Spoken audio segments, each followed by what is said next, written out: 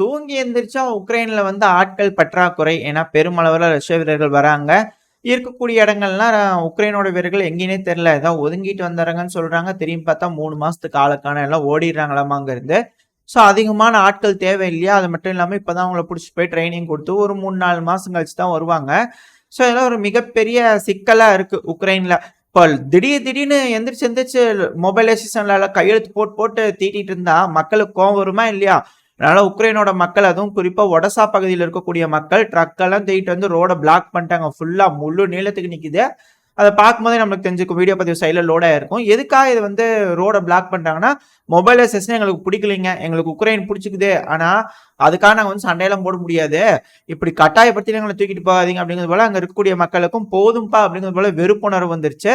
அது மட்டும் இல்லாம இதெல்லாம் எதுக்கான அறிகுறி அப்படின்னா, மே 21 வரப்போகுது. இதுக்கு மேல நீ அதிபரே இல்ல. நீ என்ன சட்டம் போடுறது நாங்க கேட்க முடியாது அப்படிங்கிறது போல மக்கள் மத்தியில அது கொழுந்து விட்டு எரிய ஆரம்பிச்சுட்டு, அதுக்கான ஒரு முதல் படி இது ஒடசால இருந்து ஆரம்பிக்குது அப்படிங்கிற சொல்லப்பட்டு வருது. அதுவும் ஒடசால இந்த இடத்துல டிராபிக் ஜாம் பண்றதுக்கு காரணமும் ரஷ்யா தான் அப்படிங்கிறது போல சில தரப்புல இருந்து குற்றச்சாட்டுகள் வந்துட்டு இருக்கு. என்னன்னா, அதிக அளவுல ஆயுதங்கள் உக்ரைனுக்கு வருது இல்லையா? ஒன்னு போலாந்து வழியா வருது. அதை வந்து ஈஸியா ஐடென்டிஃபை பண்ணிக்குவாங்க. பட் ஆனா பெருமளவுல ரொமேனியாவுக்கு வந்துட்டு ரொமேனியால இருந்து தான் ஒடசா வழியா உக்ரைனுக்கு வந்துகிட்டு இருக்கு அப்படிங்கிறத பார்த்துட்டு இருந்தோம். அந்த ஒரு காரணத்தினால தான் ரஷ்யாவும் உக்ரைனோட இந்த லாஜிஸ்டிக் ஃபெசிலிட்டி குறிப்பா ஒடசா டின்ப்ரோவ்ஸ்க் இந்த பகுதியில தாக்குனாங்க அப்படிங்கிறதெல்லாம் தெளிவா பார்த்துட்டு இருந்தோம் இல்லையா? ஸோ இப்போ இது போல ட்ரக்குகள் எடுத்து இங்கே டிராஃபிக் ஜாம் பண்ணாங்கன்னா அதிக அளவில் மிலிட்டரி எய்டு வந்து ஒடசா பகுதியில் தான் அதிகமான ஸ்டோரேஜ் ஃபெசிலிட்டிஸ்லாம் இருக்கு இல்லையா?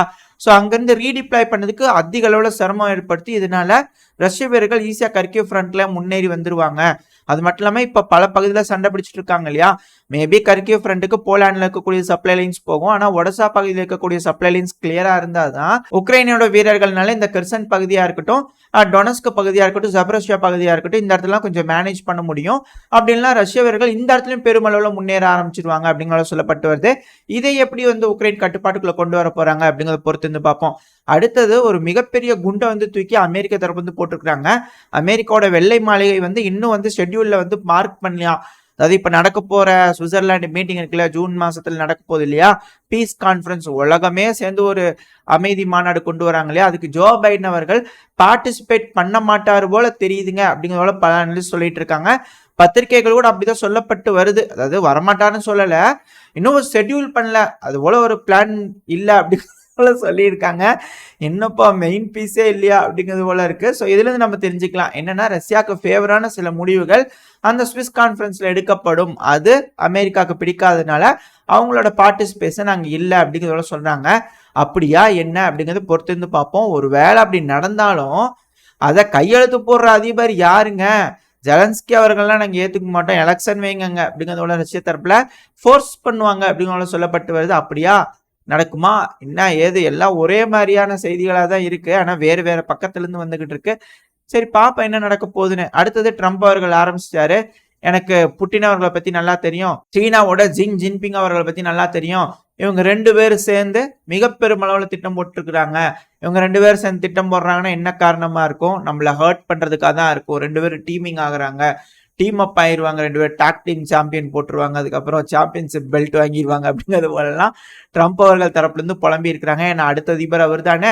அவரோட அதிபர் காலகட்டத்தில் கொஞ்சம் சுமூகமா இருக்கணுமா இல்லையா அவரோட பிளானுக்கு ஏற்ற மாதிரி.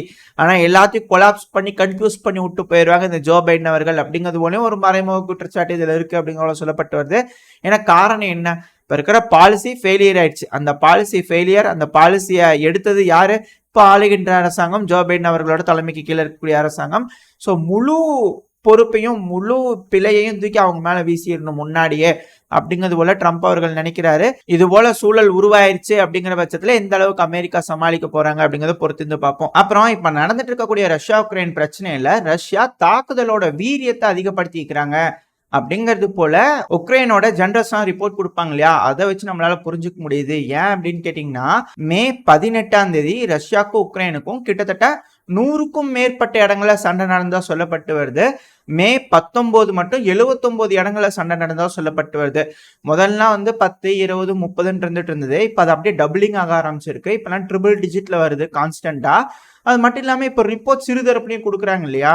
ஸோ அந்த இறந்தவர்களோட கவுண்ட், இந்த கேஷுவாலிட்டிஸோட கவுண்ட், இதில் பிரிசனர் ஆஃப் வார்ஸ் இறந்தவங்க பிடிச்சிட்டு போகப்பட்டவங்க, அப்புறம் தப்பிச்சு போனவங்க, காணாம போனவங்க, இது போல பல விஷயங்கள் அதுல அடக்கம். காயமடைஞ்சவங்க, இது போல பல விஷயங்கள் அடங்கும்.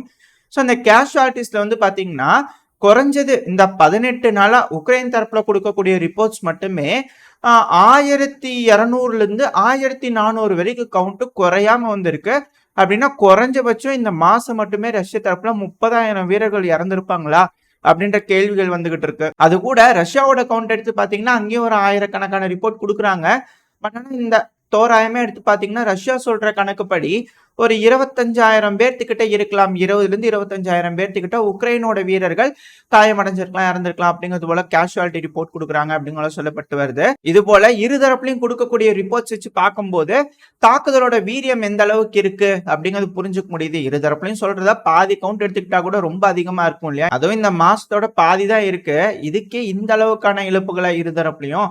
இப்ப மாசத்தோட கடைசியெல்லாம் ஆகும்போது இன்னும் அதிகரிச்சிருச்சு அப்படின்னா எப்படி அப்படிங்கிறது போல இருக்கு. ஸோ இருதரப்புலையும் தாக்குதலோட வீரியத்தை அதிகப்படுத்திக்கிறாங்க அப்படிங்கிறதுல இதுல இருந்து புரிஞ்சுக்க முடியுது.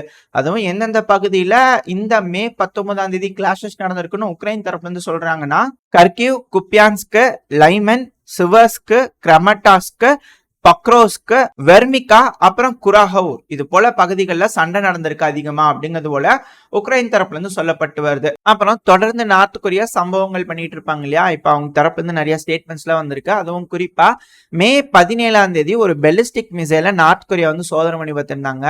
அப்படி சோதனை பண்ணி பார்க்கும்போது அதுக்கு புது கைடன்ஸ் சிஸ்டம் கொடுத்துருக்கோம் அப்படிங்கிறதோட சொல்லப்பட்டு வருது. அந்த கைடன்ஸ் சிஸ்டம் என்னன்னா அட்டானமஸ் கைடன்ஸ் சிஸ்டம் அப்படிங்கிறதோட நார்த் கொரியா தரப்புல சொல்லியிருக்காங்க.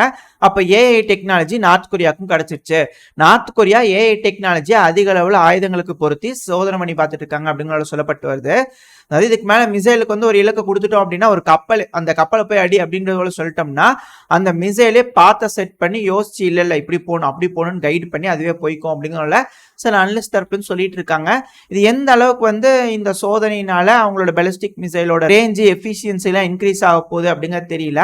ஏன்னா இந்த ஏஐ டெக்னாலஜி இப்பதான் சமீப காலமா இந்த நார்த் கொரியா தரப்புல இருந்து வர ஆரம்பிச்சிருக்கு. எடுத்த உடனே வருது அப்படின்னா யாரோ ஒருத்தவங்க டிரான்ஸ்ஃபர் பண்ணியிருப்பாங்க. அதுக்கு காரணம் மேற்குலக நாடுகள் சில நாடுகளுக்கு கொடுக்குற அழுத்தங்கள் காரணமாக இங்க ஒரு அணி சேருது. அதனால நார்த் கொரியாவுக்கு அடே அப்பா அடிச்சது பாரு ஜாக்பாட் அப்படிங்கிறது போல இவங்க குதிச்சு விளையாடிட்டு இருக்கிறாங்க. எல்லா டெக்னாலஜி வாங்கி இம்ப்ளிமெண்ட் பண்ணி பார்த்துட்டு இருக்கிறாங்க. அது மட்டும் இல்லாம ஹைடெக் போர் அப்படின்னு ஒன்று நடக்குதுன்னா அது திரும்ப இந்த கொரியன் பெனின்சுலால நடக்கும். ஏன்னா இதே போலதான் இந்த கொரியன் வார் வந்து பாத்தீங்கன்னா 2ஆம் உலகப் போருக்கு அப்புறம் நடக்கக்கூடிய ஒரு ஹைடெக் வார் அப்படின்னா இந்த கொரியன் வாரா தான் இருந்துச்சு. இப்ப திரும்ப இப்ப ரஷ்யா உக்ரைன் பிரச்சனை நடந்துட்டு இருக்கு. இதுக்கப்புறம் எல்லா அதிநவீனமான ஆயுதங்களையும் இந்த கொரியால வச்சு பயன்படுத்திடுவாங்களா அப்படிங்கிற ஒரு பயம் வேதனை சில மக்கள் கிட்ட இருக்கு, சில அனலிஸ்ட் கிட்ட இருக்கு. அது நடக்கக்கூடாது அப்படின்னு பலரும் வேண்டிக்கிட்டு இருக்காங்க. ஒரு வேளை நடந்துருமா அப்படிங்க தெரியல. ஏன்னா சமீப காலமா நார்த் கொரியாவோட அதிபரான கிம் ஜாங் உன் அவர்களோட நடவடிக்கையே சரியில்லைங்க. அதிகமான வீரரை கொண்டு வந்து வைக்கிறாங்க, எடுத்தவங்க அவுத்தோன்னு சொல்லி ஆயுதங்களை சோதனை பண்ணி பார்த்துட்டே இருக்கிறாங்க. அது 2025க்குள்ள அவங்களோட அணு ஆயுதத்தோட கெப்பாசிட்டிலாம் அதிகப்படுத்தணும் அப்படிங்கிறதெல்லாம் சொல்லிட்டு இருக்கிறாங்க அப்படிங்கிறதெல்லாம் சொல்லப்பட்டு வருது. இது கொஞ்சம் வேதனை அளிக்கக்கூடிய ஒரு விஷயம் தான் இந்த கொரியன் பெனின்சுலாக்கு. இது எப்படி இந்த பெனின்சுலால இருந்து கடந்து வராங்க அப்படிங்கறத பொறுத்து இருந்து பார்ப்போம். இதோட இந்த பதிவு நம்ம முடிச்சுக்குவோம். இந்த பதிவு எப்படி இருந்துச்சு, உங்களுக்கு பிடிச்சிருக்கா? பிடிச்சுனா லைக் பண்ணுங்க, ஃப்ரெண்ட்ஸ் அண்ட் ஃபேமிலியோட ஷேர் பண்ணிக்கோங்க. அது கூடவே மறக்காம இந்த பதிவை பத்தின உங்களோட கருத்துக்களை கமெண்ட் செக்ஷன்ல சொல்லுங்க. இந்த பதிவு நல்லா இருக்கும்னு நம்பிக்கையில அடுத்த பதிவில் உங்களை சந்திக்கிறேன். அது வரைக்கும் ஸ்டே சேஃப். By by.